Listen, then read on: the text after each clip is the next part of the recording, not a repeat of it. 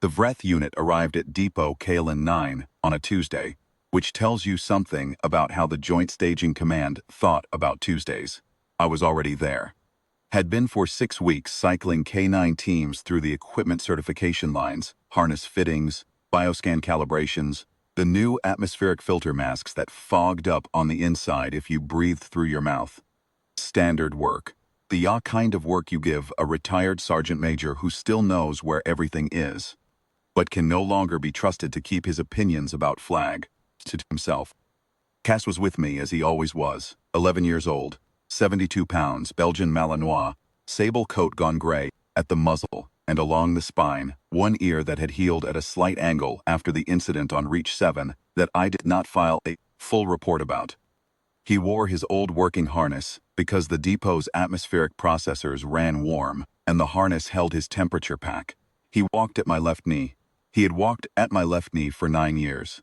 The alien delegation from the Varun Compact arrived the same morning the Vreth did. 12 handlers, each one about 2 meters of armored carapace and lateral eyes. Their rank insignia in patterns I'd been briefed on but kept forgetting. They had come to demonstrate what they were contributing to the Joint Patrol Program. 4 Vreth units, they said. Combat proven. Undefeated in 37 engagements. The Compact's word for what a Vreth was translated approximately as war inheritor, which their liaison, a thin-limbed officer named Hevath, delivered with the quiet satisfaction of someone who already knows the ending of the story they're telling.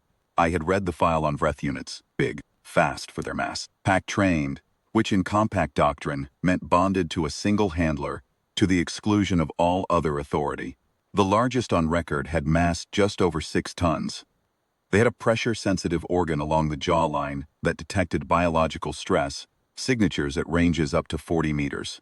They used it, the file noted, to assess threat level before committing to an engagement. I noted that. I noted it the way you note a fact that will matter later, and then return to your work. Cast and I were running a harness NES certification on a pair of cadets near the south end of the ramp when the Vreth came off the transport. I heard them before I saw them. Not the sound of their feet, which were quieter than they had any right to be, the sound of everything else going quiet around them. The human personnel on the ramp found reasons to be somewhere else. 2 of the alien logistics staff, a species I didn't know well, backed against the far wall and stayed there. First Vreth unit cleared the loading apron and stopped in full sunlight. It was the size of a ground hauler. Its coat was the color of old iron, with a darker banding along the shoulders that the file said served a social signaling function. Its handler, a compact officer with gold rank bars, walked alongside it on a tether that looked ceremonial rather than functional. The thing wasn't restrained. It was accompanied. Hevath came to stand beside me. He did this, I understood, so that I could observe and be suitably impressed. 37 engagements, he said again. You mentioned that, I said. Cast sat down at my left knee. He did this sometimes when he was waiting and I was stationary.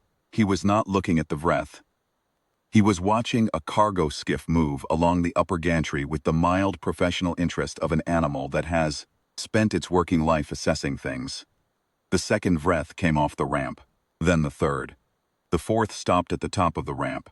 Its handler gave the tether 2 short pulls. The Vreth did not move. Its head had come down. Not low, not submissive, but level. The way a targeting system levels before it locks. Every lateral eye I could see on that end of the ramp was oriented toward the south as of the end, toward Cast. The handler gave the tether 3 pulls, the command variant, which in Compact doctrine carried real authority. The Vreth took 1 step back, then another. It was not retreating in any panicked sense.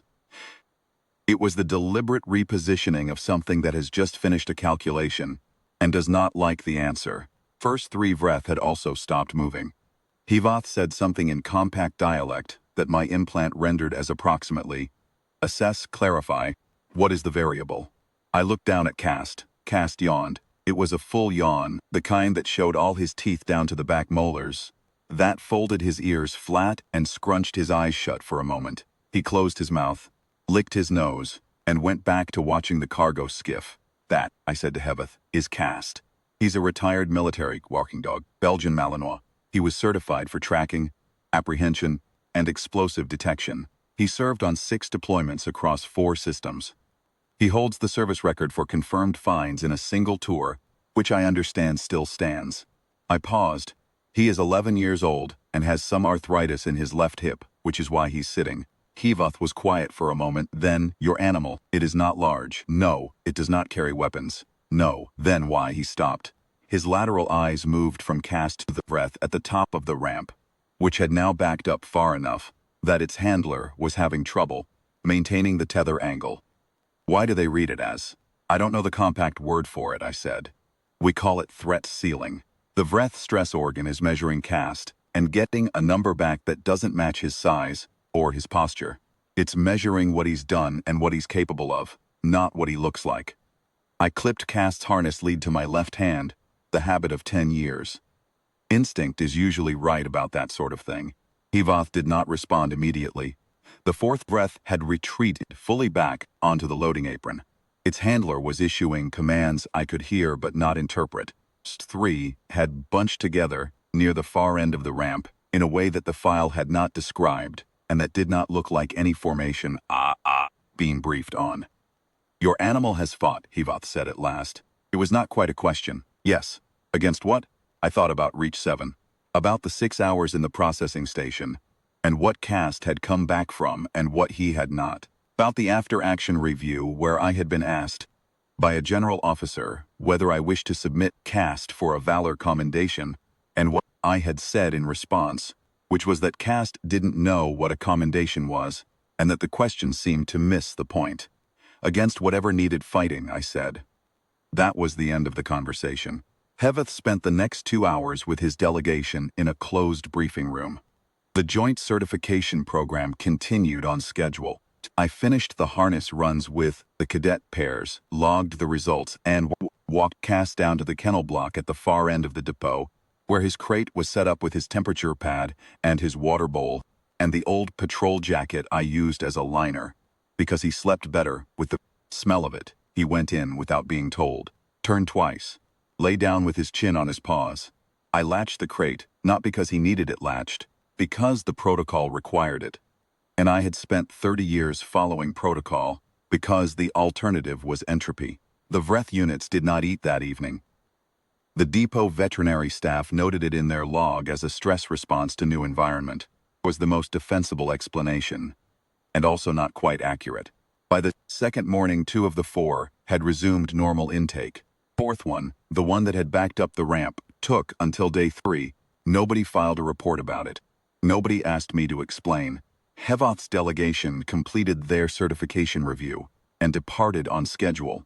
And if the liaison officer looked at Cast one more time before he boarded his transport, a long level look, the kind you give something you have recategorized. I didn't mention it, and he didn't either. Cast slept 14 hours after the depot cleared out. He liked it when things got quiet. He always had.